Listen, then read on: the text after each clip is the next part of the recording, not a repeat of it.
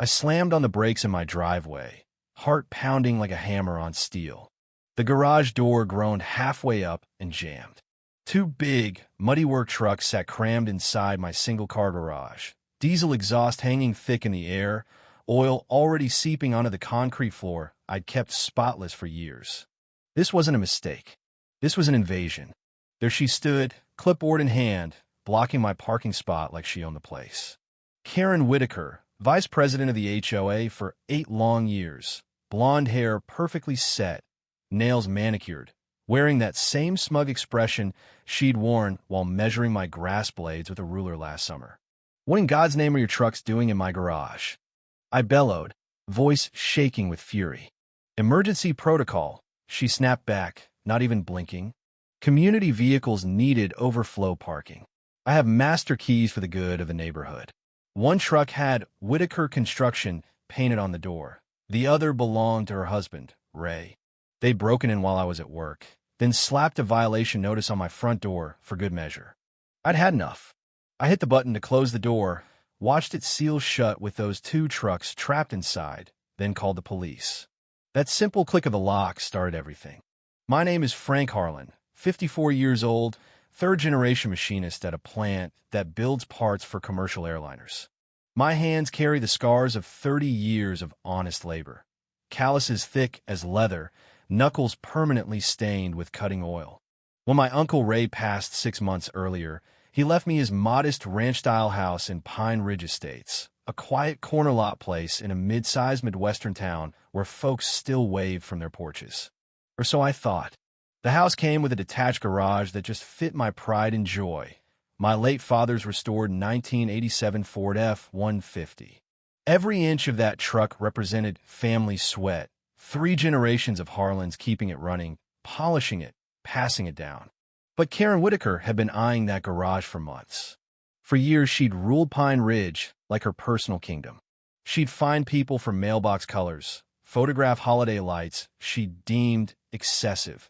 And somehow, every violation notice came with a friendly suggestion to call Whitaker Construction for prompt resolution. Her husband, Ray, owned the company. Convenient. 3 weeks earlier, the city started repaving the main roads. Normal folks might ask neighbors for temporary parking help. Not Karen. She declared certain driveways priority zones for board members and designated my garage as emergency overflow, without asking, without notice, without a shred of permission. That night, I dug through Uncle Ray's old files in the basement. Amid yellowed Christmas cards and faded recipes, I found the original 1961 subdivision plat map and deed. My hand shook as I unfolded it. The survey showed my corner lot included 15 feet of what the HOA had called common area for decades. The entrance fountain, the little community garden, even part of the clubhouse where Karen held her monthly tribunals. All built on my land. Every HOA assessment I'd paid for landscaping, theft of services, every board meeting enforcing rules, conducted on property they didn't own. And now she'd parked trucks in my garage. She had no idea she'd just handed me the legal hammer to bring her whole operation down. The next morning, police cruisers, a tow truck, and Karen converged on my driveway. "Officers, this man is holding community property hostage," she shrieked, pointing at the locked garage. The lead officer, a no-nonsense veteran who'd clearly handled suburban wars before, looked through the small windows of the trucks. "Ma'am, those vehicles are on private property without consent. That's trespassing." Trespassing. Her voice cracked glass. This was authorized under HOA bylaws for emergency parking. I handed over copies of the deed and bylaws. No such clause exists, and I never gave permission. Then I laid out the bigger discovery. Furthermore, this woman's organization has been using 15 feet of my land as common area since 1961. Her husband's company has billed the HOA for maintenance on my property. The officer's eyebrows rose as he compared the old plat to current maps. Karen stammered about adverse possession and outdated documents. I cut in. Adverse possession requires open, hostile use without consent. A mistaken survey doesn't erase the original deed. The tow operator scratched his head. If the owner wants them gone, they're gone. Simple property rights. As the winch pulled those trucks out, metal scraping concrete sounded like sweet music. Karen hissed, "This isn't over," and peeled away in her SUV. But it was just beginning. That afternoon, a certified letter arrived from Whitaker Legal Services demanding $5,000 for illegal detention of vehicles. I called the state bar. No such firm existed. Practicing law without a license. Another felony to add to the list. Then came her boldest move. A crew from Whitaker Construction installing no parking signs and a decorative border fence along that 15-foot strip. On my land, no permits. I photographed everything, called code enforcement. By the time inspectors arrived, 3 concrete posts and a short fence stood illegally erected. The code officer whistled. Installing permanent structures on disputed land during litigation? That's bold. And expensive, about $15,000 in fines right there. Every desperate step she took created more evidence. She called an emergency HOA meeting to condemn my aggressive actions against community safety. I showed up early with a professional surveyor, my real estate attorney, and a local news reporter for Channel 9. Before Karen could gavel the meeting to order, I stood. "Folks, this building sits partially on land that legally belongs to me. The original 1961 plat proves it." Gasps rippled through the room. The surveyor unrolled plans. My attorney explained decades of systematic trespass. The reporter asked Karen point-blank about over $200,000 in HOA contract awarded to her husband's company for work on my property. She opened and closed her mouth like a landed fish. The room turned. Neighbors who'd endured years of petty fines and threats started asking questions. Applause broke out when I said the trespassing charges were only the start. Fraud, embezzlement, unpermitted construction. Karen sat alone at the head table as people filed out, her clipboard useless. Then neighbors approached me privately. Mrs. Ellis handed over a folder. Karen had tried the same land grab on a rose bed 2 years earlier. Mr. Patel showed photos of Whitaker trucks using his cul-de-sac for storage without permission. A blacklisted handyman revealed a priority list of contractors who kicked back profits to Ray. The reporter's eyes lit up. 3 days later, I woke to diesel engines rumbling. A convoy rolled in. Dump trucks, backhoe, concrete barriers.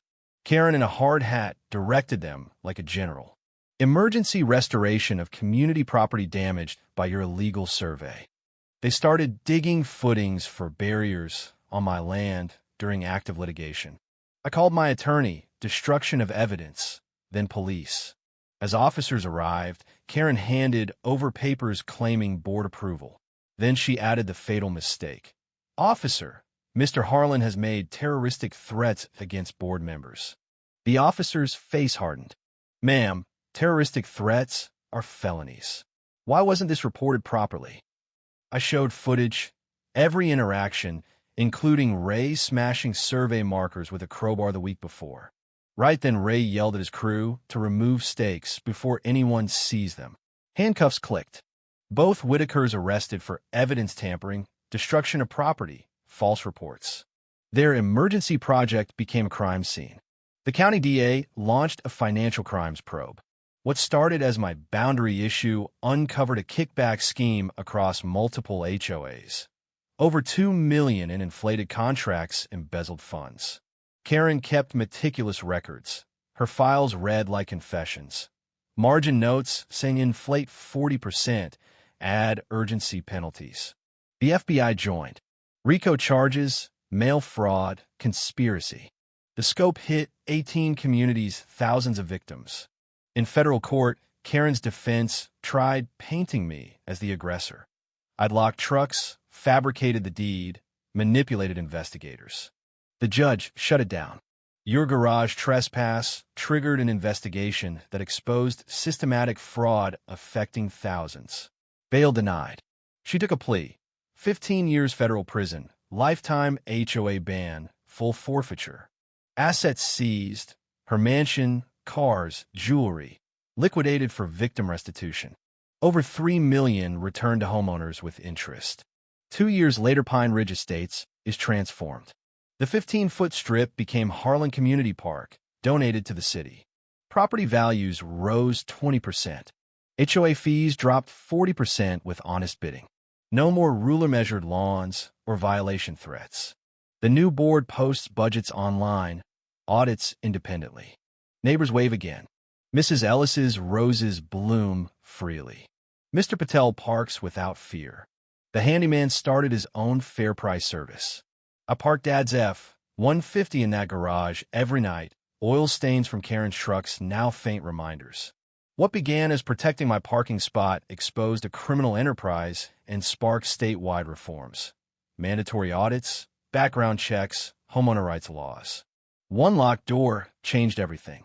If you've dealt with HOA overreach, power-tripping board members, or felt helpless against petty tyrants in your own neighborhood, share your story in the comments.